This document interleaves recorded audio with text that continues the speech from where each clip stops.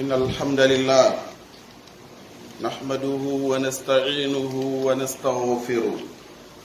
ونعوذ بالله من شرور أنفسنا ومن سيئات أعمالنا من يهده الله فلا مضل له ومن يضلل فلا هادي له وأشهد أن لا إله إلا الله وحده لا شريك له وأشهد أن محمدا عبده ورسوله يا أيها الذين آمنوا اتقوا الله حق تقاته ولا تموتن إلا وأنتم مسلمون يا أيها الناس اتقوا ربكم الذي خلقكم من نفس واحدة وخلق منها زوجها وبث منهما رجالا كثيرا ونساء واتقوا الله الذي تساءلون به والأرحام إن الله كان عليكم رقيبا يا أيها الذين آمنوا اتقوا الله وقولوا قولا سديدا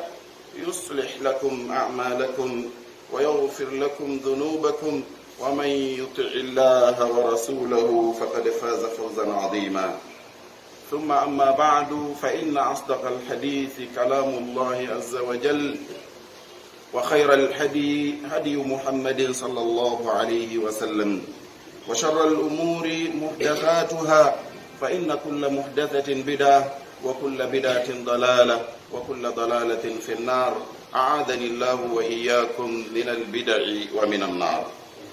haray jiyaɓe Allah ɓawo yettugol Allah subhanahu wa ta'ala e ɗi nemaji ɗi o waɗani en ɗi tawata si en inni en lintay en wawata moftude juula e nelaɗo meɗen on muhammadun sallllahu alayhi wa sallam haray allahu subhanahu wa ta'ala o wi ka alqur'anul karim hemon yo jiyaɓe Allah hule Allah no hana hullirede noon wata on jaɓu mayde si wona hara ko on julɓe jebbilaniɓe Allah ko waɗi ko ɓuri mawnude e nema mo Allah subhanahu wa ta'ala neminta neɗɗo ko waɗugol mo julɗo den tori Allah yo waɗu en julɓe ɗaɓɓaɓe ɓen ka hoore leydi ɗo ko wana noon kanko Allah subhanahu wa ta'ala o wi e aya goo kadi ko onon yo yimɓe huule Allah o taguɗo on immorde wonki woodi o tagi immorde ki wonki genda makki o saakiti hakkundeji maɓɓe worɓe ɗuuɗuɓe e sonnaɓe huule Allah o mo jeejindirton sabu mum jokkon enɗan ande kanko Allah subhanahu wa ta'ala o sifori e dow mon ko reenuɗo on ko anduɗo ko wonɗon huwude kon haray kulol Allah ngol ko himmuɗum musidɓe julɓe fiyo neɗɗo heɓu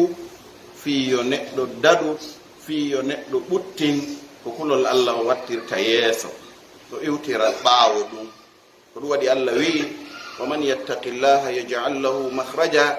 wa yarzuquhu min haythu la yahtasib mo huuli Allah waɗanaymo kala ka o naati yaltirgal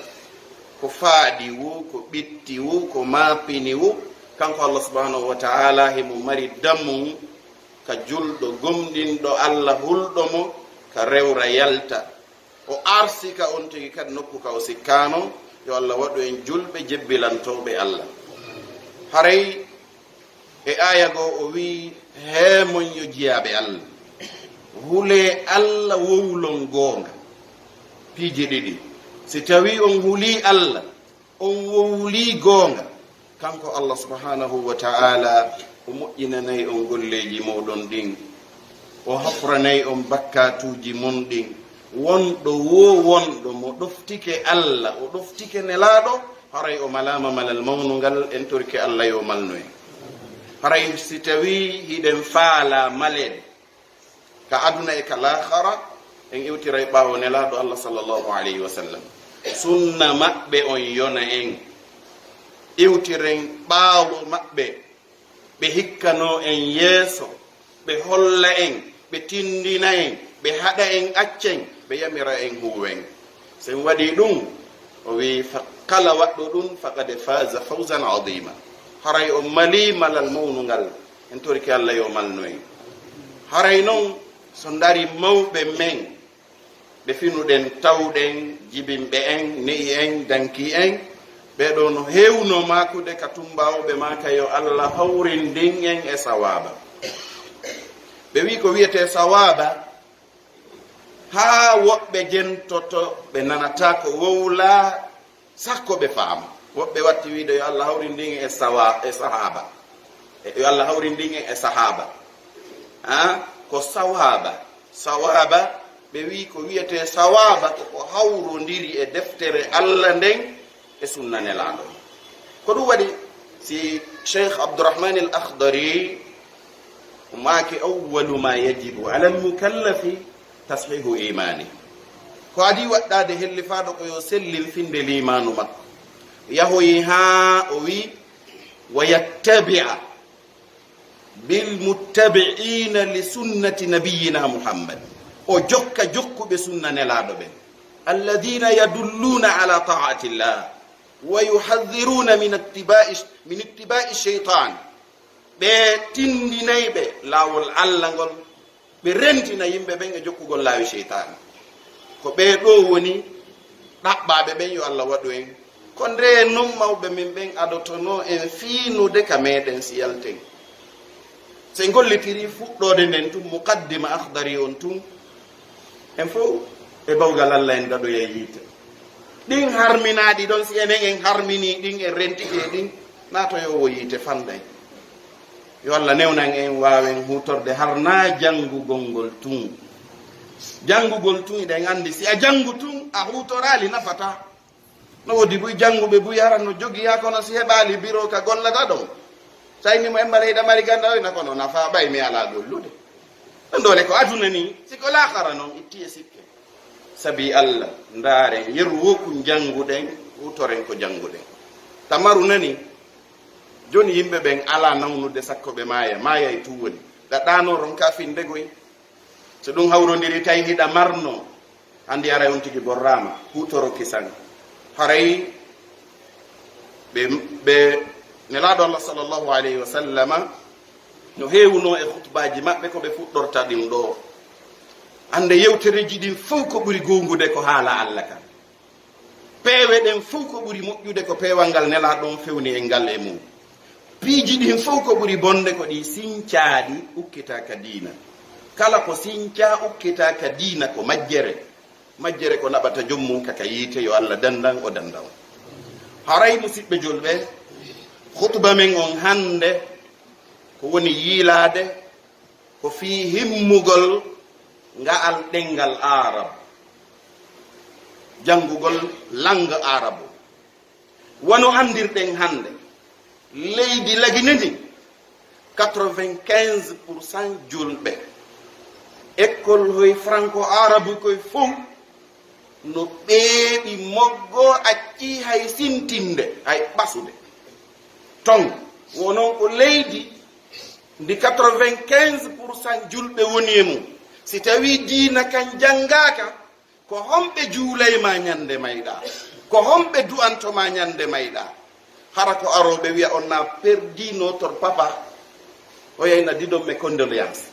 ko ɓe tum marɗa si ɗum rondoyke diplôme ji honɗum e honɗum. si a ala o ɓiɗɗo mo nelaɗo maaki piiji tati ɗaɓɓete aduna sa heɓal ɗin haray hay hunde ko heɓuɗa ala. ida mata l insanu inqata amaluhu illa min thalath. si neɗɗo maayi golle makko ɗen fof taƴi si wona piiji tati. illa min sadaqatin jariya aw ilmin yuntafau bih aw waladin salihin yad'u la. ɗiɗo piiji tati sa heɓali ɗi ko marɗa wu ko marɗa haray ko hayruɗo aduna yo Allah dandu en ɗum. aran ɗum heɓa sadaka ilowo mo waɗɗa. dari an hande ka toliɗa ka juulirde ɗo sadaka iloji ɗi baben ma waɗɗin ha joni ɗi hutorede. leɗɗe lemune fewnɗo ni wonde ka miside mon ɗen ko hombo awnode. leɗɗe mango ɗen ko hombo awno. koleje ɗen ko homɓe wanno hakkude koɗoli ɗin. ƴanɗe ɗen ko homɓe waɗno. laaɗe ɗen ko homɓe watno haa si kon ari wattama ɗon ɓe no mari joddi mum ndin mo noddi e moƴƴere no wodanimo wano waɗuɓe nden moƴƴere ɓe yaltayno ɓe wa'a huɗo kon ka laawi fiita yimɓe ɓen ɓokku caawa ɓen nokkoya e ñooge ara hibbaka laawol ƴettuɗo seeram mum o yehi o taƴi huɗo kon leggal yani o ƴetti tenirde makko nden e himpaare nden o yehi o salti o ferti o woncitani julɓe ɓen ɓeeɓi kaɓe rewa o tuuninayi laawol an e oɗo ko gootum an tuuninowo laawol ngol e o laɓɓinoyowo laawol ngol si onon ɗiɗo on jooɗodi o wi allah walli men kombo allah wallata malla yarham la yurham mo yurmetaake allah yurmintamo ɗon mawɓe men no marno yurmede ha hay si gandal ɗuuɗano kono wallahi yerkumɓe mari kun no nafno ɓay hari ko gollude ko marɗa ko ɗuuɗi wo si gollata ko ɗum nafi konko marɗa iɗa mari dolle otoje kono ñande o ko ya sappo taxi ka tarawo ɗen otoje ko ɗum nafi ko site ngal naɓete si ngal naɓatama aray nafa maggal ko ɗum waɗi ndaare mawɓe men ɓe irhamu man fi l ard yarhamukum man fi sama yurmine ɓe wonɓe ka leydi allah woni ɗon ka sama o yurmine malla yarham la yurham mo yurmetake allah yurminta ko ɗum waɗi mawɓe men ɓen ɓe waɗayno sadaka ilowo hitande kala ɓe awoyay leɗɗe ɓe tuta no woodi laawi goo hakkunde koɗoni ko kamɓe ferti hay si waɗama tarawoje ande kamɓe udditingol laawol no woodi nokkeli goo ko kamɓe naɓi waɗi bakji ka lumbire ha joni batte maɓɓe on no gollude ɓen goɗɗo no wawi rewde ɗon feƴƴugol ɗon newanomo ronka duwanade ɓe so duwanike ɓe jaabotako jaaboto musidɓe julɓe hoɗe ɓe darten ɗi alhaaliiji men tuube moƴƴa ruttoɗen kaal wattaw ko enen e allah haɓe waɗi si ta piiji ɓuyi ɗo rewde e hoore ma yiɗɗañuɗa ta ko fiyon ɗoka sara ko ɓayi an hakkunde ma e allah regila haray ɓeyden wattandila gueren ha heɓen o sadaka ilo aw ilmin yuntafa'u bi ma gandal wona ngal nafitorede ndaare enen hande toliɓe ka juulirde ɗo ɓay ko yewtete komo reynuɗa on enen ɗo ko homba men jooɗiɗo ta no mari mo sakki yarli oɗo emo finansude mo o inna min hay si mi wawali wadde goɗɗum kono oɗo waɗay hay walɗa ɗaniɗa o no hunji qouran ndaare bindol gotol ka qur'an ko fanɗi wo nelaɗo maki alif lam mim ɓe wiyal ɗum ko harf ɓe wi alif harf mim harf lam harf ɗa ɗum ɓe maki joni noon bindol gotol ko fanɗi wo kalfe 57 no ɗon sa ƴetti ɗen a waɗi sappo laabi 57 ko julaɓe ɗon ɓuuri andude jannguɓe mathématique ɓen ko honno ɗum calculirte tinnara a yaltini résultat ndara ɗon bindi qouran on si ko wa haft ko bindi 15 won ɗon konko yalti ɗon fois 15 ko jelu yaltata ɗon hiɗa mari noon ɓiɗɗo janngowo sumin hiɗa mari janngowo hisbe hiɗa mari janngowo jusu ma jusu tati e nder ñallal perdino ɗon si tawi no woodi ka wonɗa heɓirde ko ɗon wallahi ɗon koye watta yilla ko ɗo waɗi mawɓe men kamɓe ɓe yarlo ɓiɗɗo maɓɓe o ɓe nami yarlike oɗo ɓe naɓa mo ka karamakojo hay o firata toon duuɓi jeeɗɗi haray mo jannga ƴiyal tun hay ɗum sellali kono ɓe yarlo ɓe remanoya karamako maɓɓe ɓe tenanoya karamako maɓɓe ɓe naɓanamo pedane kosa ɓe naɓanamo piiji ɓe ñammina sa yii ka fotta o ɓenne du'ane en ɗon ko an wawi du'ade ko ɓay ɓe naɓunoma ɗum to dullanɓe ɗum neɗɗo yo yettu allah o irrito nema mo waɗana ɗum ko nema ni sena ɗum si fottama ala ko ɓuri sattude tuma de ɓe wi ceerno en du'ane hen ɗon darɗa a anda nano kayure a anda ñaamo kayure tawa hay du'agol a wata hay darnugol julde a wata de ñande sa hersi ɗon kono ɗum iwrata baɓe ma walluma a hersali ɗum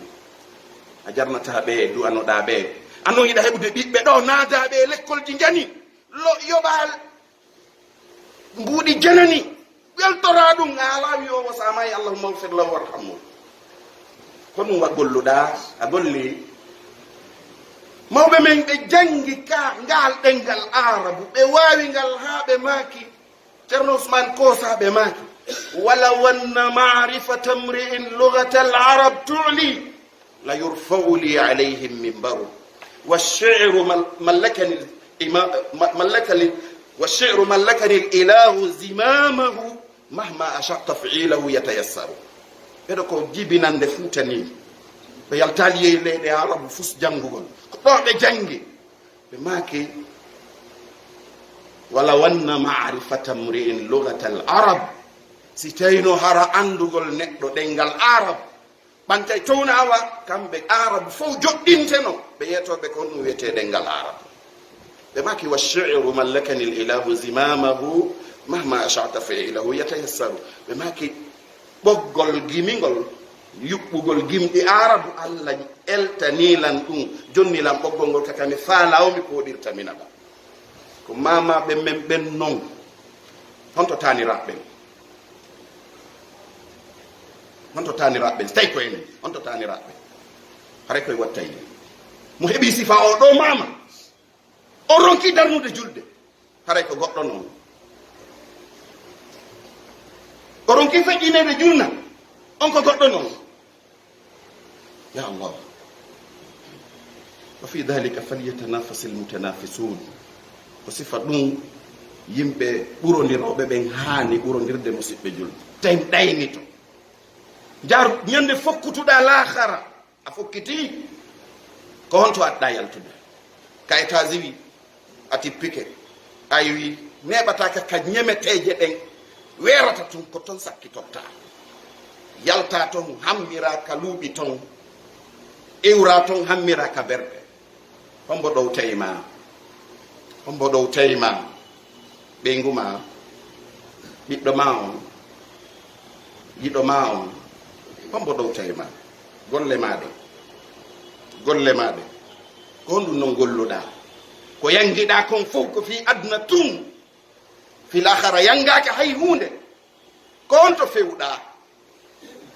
no hulɓini wata wiyo ya laytani kuntu turaba wattuno ara mi wontuno mbullari honti gera heɓa o ɓiɗɗo gandal jangangal wongal hutorede nafa geren ha heɓen ɗum e nder ɓe gureji men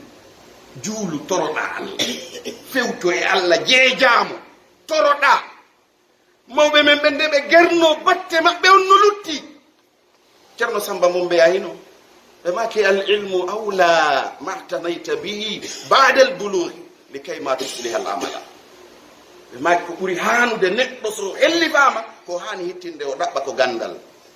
fiyo golle ɗen moƴƴu golle moƴƴata e ɓaawo gandal dare hay ka marché madina ɗo sa naati ɗo yeeyi tawi a andano yeeyirte sa yalti ɗo a fillota ko an golga fiyo ɗum ɓay anda ko honno yiltidirte ga hara ɗi arduɗa ɗin accali ɗi ga ka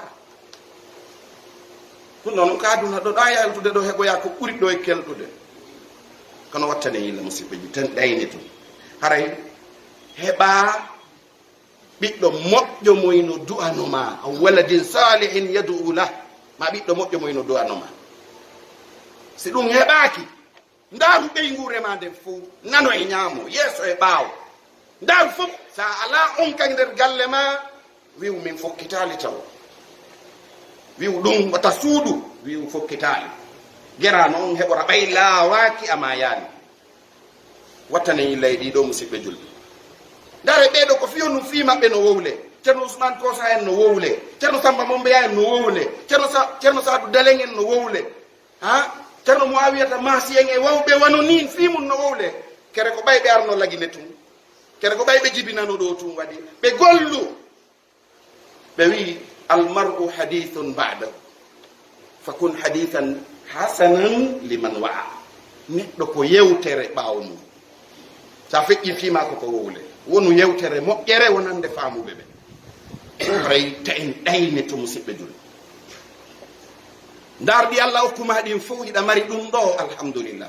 andi ton woɓɓe allah no nemini si ɓe wi allah no nemini ko gonga mi waɗanayi en misal ɓe fof en fof andude ƴette alhaji ibrahim baɗo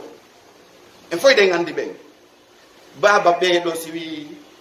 min marsi ko gonga ɓiɓɓe ko ɓe mari kon fof no hunji alquranul karim worɓe e rewɓe e hiile ɗen reeni hande e nder leydi ɗe balɗe ɗo ɓiɗɗo maɓɓe on hendi ijaza ɓurɗo mawnude on e ijaza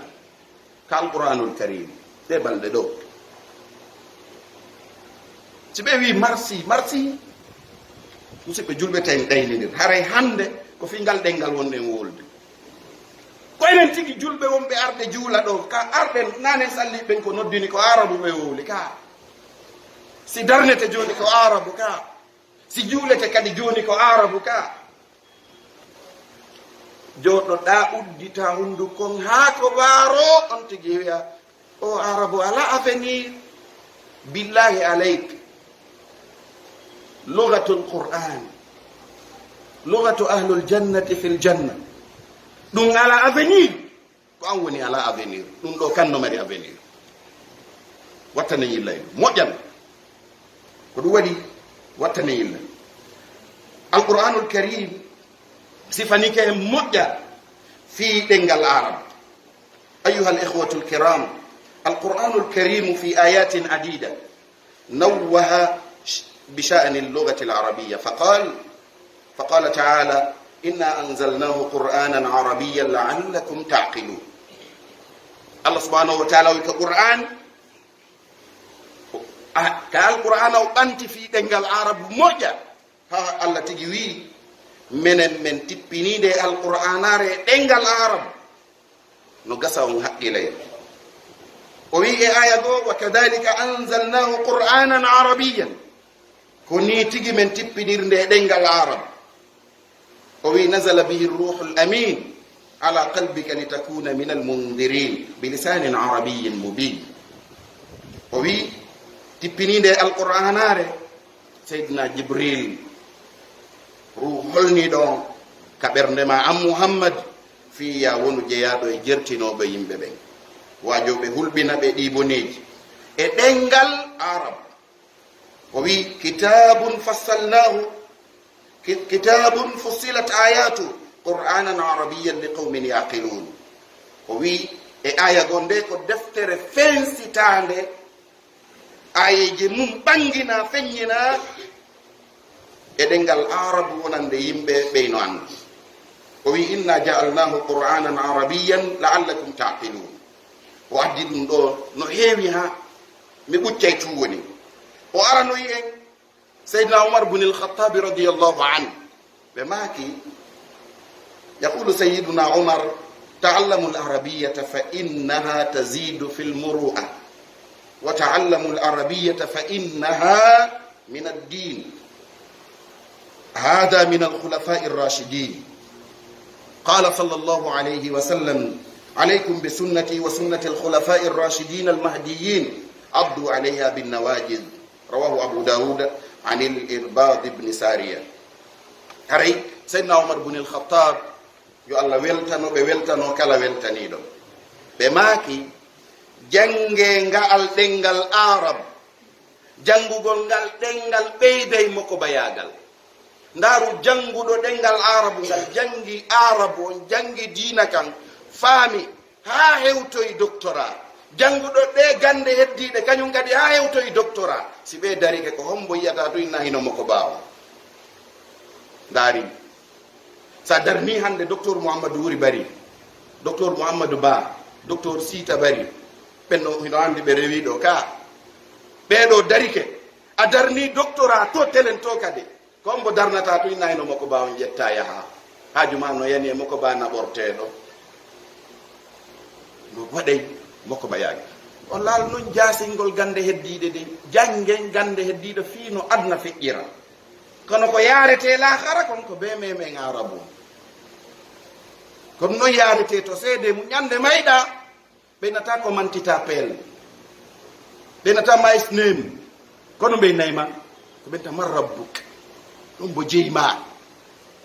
ɓe jaboɗa arabure laaɓude pos ange mum kari e waɗa ki ko ɗum eɓɓuɗa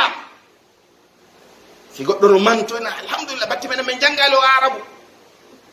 ɓemba an alhamdulillah jokkama e ɗum ɗum ko subhanallahi wiyete, astahfirullah ɗum wiyete, wattane yilla laawaki. Ibnu Hazm winduɗo almuhalla oɗo hari o heɓi duuɓi 50 so fuɗɗi jande ha o windi nde deftere almuhalla libni Hazm. Laawaki ma jeyi o tawi ndamene mbay men woni mawɓe joni. Si tawi mayde feƴƴanalima, nokka maɗɗo feƴƴaali, haajuji ko annduɗen feƴƴaali, a wat fefugol fi Allah on feƴƴiralima. Geru yerku wawata ɗum ko fattaqullah masta ta'tun, hule Allah embere ko wowɗon. Seydina Umar wi jange arabu ɗum ɓeyday mako bayanal. Ɓe maaki jange arabu ande ɗum kaka diina jeya. Oɗo ko jeyaɗo e khulafa'ur rashidun mo tawata nelaɗo tigi no maaki mi yamiri on jokke sunna an, jotkon sunna lontiɓe lan fewɓe fewnoɓe, ŋatire ɗum ƴakkirɗe ɗen. Ko wano noon Seydina Umar ɓe maaki kadi jange arabu. O wiyeteɗo Shu'ba o wi Shu'batun yaqul ta'allamu al-arabiyyata fa innaha tazidu fil aql. Abdul Malik ibn Marwan yaqul aslihu alsinatakum fa inna al-mar'ata nubuhu an-na'iba fayasta'iru ath-thawba wad-dabba wa la yumkinuhu an yasta'ira al-lisan wa jamalu ar-rajuli fasahatu. Haray musidɓe julɓe, o wiyeteɗo Shu'ba o wi jange ɗengal arabu ngal, ande jangugol arabu ɓeyday hakkil. So dari fayɓe men jannanoɓe alluje Fuuta, jangna alqur'ana wutina hunjagol, ɓen ɓayɓe naati ka l'école te kamɓe hikkoto yeeso. Ko jangete kon hakkille ɗen ɗe pooɗanom, ɗe yanyanoma hunjagol alqur'anul karim, ɗen hayunde ko hunjete ma pintade. Haray ko ɗum waɗi jange ngal ɗengal arabu, jangugol ngal ɗo ɗum ɗon ɓeyday haqqille. O wiyeteɗo Abdul Malik ibn Marwan ko lamɗo nu ka dawla umawiya, o wi moƴƴine ɗende mon ɗen, ande neɗɗo no heɓa mo tippotoɗi jamanu, juhayɗi, masiboji, soñjaji, lorraji, no heɓa neɗɗo ha tawaymo marno ha o yilto o tampa ha ñandego ta ko yo lugo doloke ko watto. No waɗa ka ala wadde. O gandi ɗen duwa wattandilla par ce que sen daari piiji buy feƴƴani en e nder leydi ndi, hiɗen marnoɓe jawle e ndi leydi jeyaɓe ndi, tawa ko leyɗe gooɓe wonno, tawa ɗen leydi kaɓe woni ɗon si jonnitiɓe kamɓe ko ɓe jeyi kon ara leydi ndi yani ndi walike. Kono ɗum ɓe waɗi ɓe raɗiɓe, ɓe ari ɗo tawi ko yoɓe kafane 500 000, 1 million, 2 million. Marɗo ko mari ko wuuli kon ko sahih ga ko ɗum waɗi haray wattane yimɓe. Haray noon on tigi kono o lugotako ɗengal a lugotako. Haray ngari neɗɗo ko laaɓugol ɗengal makko ngal woni ngari makko king. Haray musidɓe julɓe wattane yillata en ɗayno hoore moy. وقولوا قولي هذا واستغفر الله لي ولكم فاستغفروه انه هو الغفور الرحيم.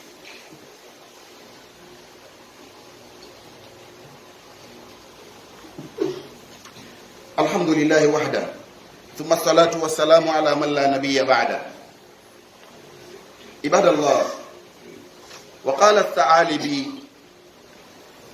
من أحب الله أحب رسوله، ومن أحب النبي العربي أحب العرب، ومن أحب العرب أحب العربية التي بها نزل أفضل الكتب على أفضل الأجم والعرب. o neɗɗo wiyeteɗo Tha'alibi sa yalti joni ka juma ɗo ayi ka maktaba landotoɓe ɓe yoɓe holle deftere wiyetede fiqhul lugha, andugol ko honno ɗengal arabu ngal honno wayi. Oɗo gando windi nden deftere wiyeteɗo Ath-Tha'alibi ko gando lugha mawɗo. O wi kala yiɗuɗo Allah o yiɗay nelaɗo Allah o, kala yiɗuɗo nelaɗo arabujo on o yiɗay ɗengal arabu ngal, kala yiɗuɗo arabu o yiɗay ngal ɗengal. ngal tawata ko e maggal tippi deftere ɓurde moƴƴude e defte ɗen e hoore annabajo ɓurɗo moƴƴude eɓe hina arabu e arabu. haray musidɓe julɓe wattanen yilla moƴƴa geren ha janggen ngal ɗengal arabu ɗum laawaki. sa rewi ka laawol tun harna mbuman buyde no jangude ko mbuman woni jangude. no wodi woɓɓe ɗo gila 87 ara ɓe finade ha joni ɓe wawali uddutude duɗal, ɓe wawali nafde go ko fiyon no ko goo ɓe laaɓanali karmogo maɓɓe ma ɓe laaɓanali hoore maɓɓe. fiyon nun saari tawi ko nde arɗa waɗa ukkitade ɗon, nde arɗa waɗa ukkitade ɗon, kono no heɓirta. ɓe rewa ka laawol, a reway ka laawol ɓattoɗa on yaali a jooɗi ke seratoyɗen ɓe karmakoɓe fof joni ko fenoɓe ni koye karma koy ko fusni koye yeɗɗa kon no a heɓirta ko yeɗɗi.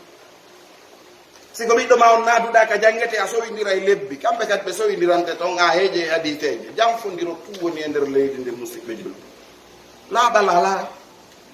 sina ɗum gandal diina no mari barke ha sa jangi duuɓi ɗiɗi no yona, duuɓi nayyi no yona. wonɓe jangoyde ɗo waɗa licence saudi ko duuɓi nayyi woni waɗoyde. si neeɓi ha waɗi doctorat e ɗuma heɓa duuɓi 15 arta.